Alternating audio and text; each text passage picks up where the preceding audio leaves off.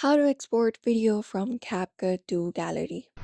Hey everybody and welcome back to our channel. If you want to export video from your CapCut to gallery, you may just head over and follow up these steps.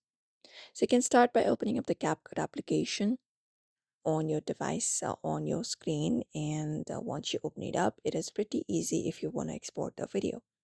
So in order to basically go ahead and edit out the video, you can look out for the new project option and select it. And once you select new project,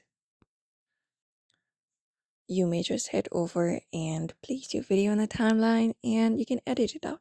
So in the bottom below, you should be finding a menu with different editing options available. You can add up audio, split it out, add captions, filter, etc., and complete your video editing process first.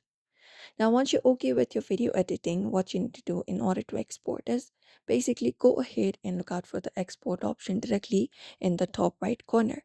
You can find it.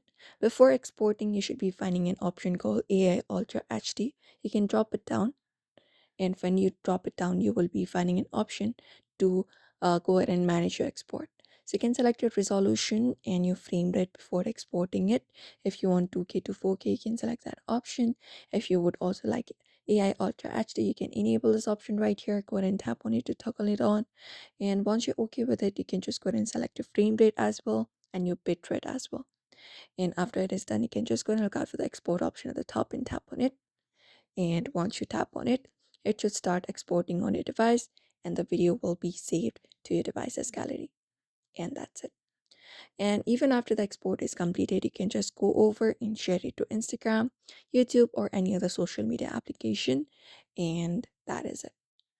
So it is pretty easy if you want to export your video from CapCut to gallery.